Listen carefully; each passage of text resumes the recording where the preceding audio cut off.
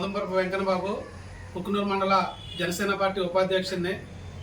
గత నెల రోజుల క్రితం పోలవరం శాసనసభ్యులు శ్రీ బాలరాజు గారి పైన అసత్యపు ప్రచారాలు చేస్తున్నటువంటి 2 పాయింట్ పేపర్ పైన, అదేవిధంగా అనాధికారికంగా వెలువడుతున్నటువంటి యూట్యూబ్ ఛానళ్ళ పైన జీనిబెల్లి పోలీస్ స్టేషన్లో 7 మండలాల జనసేన పార్టీ మండల అధ్యక్షులు కార్యకర్తలు కలిసి ఆయన మీద చర్యలు తీసుకోమనేసి ఆయన మీద కంప్లైంట్ ఇవ్వడం జరిగింది.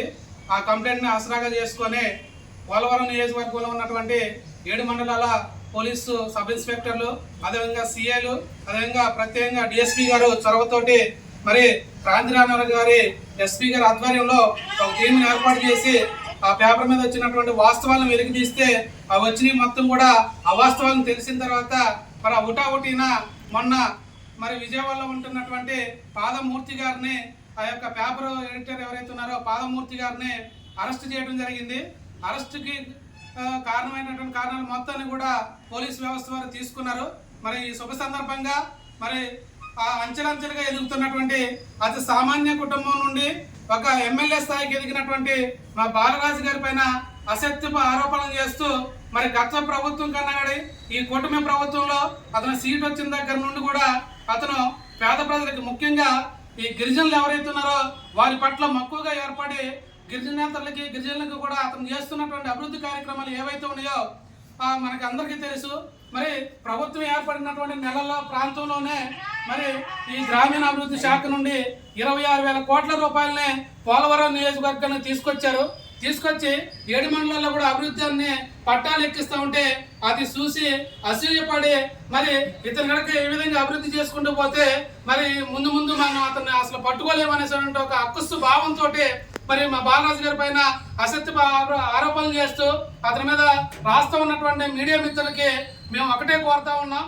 మరి మీడియా అంటేనే మాకు చాలా గౌరవం ఉంది. మరి భారతదేశంలోనే 3 వ్యవస్థలలో 4వ వ్యవస్థగా మీడియాను ప్రచురిస్తూ ఉంటారు. మరి మీడియా మిత్రులందరూ కూడా ఒకసారి ఆలోచించాలి.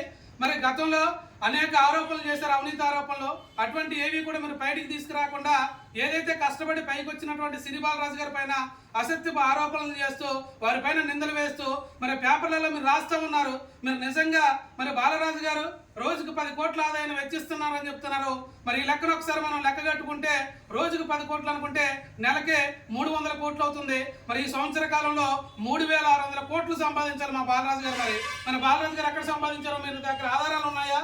ఆ విధంగా గవర్నమెంట్కి 175 నియోజకవర్గాలు ఒక్క నియోజకవర్గం నుండి ఇంత ఆదాయం వస్తే మిగతా నియోజకవర్గాలు మనం అనుకున్నటువంటి స్వర్ణాంధ్రాన్ని సాధించవచ్చు.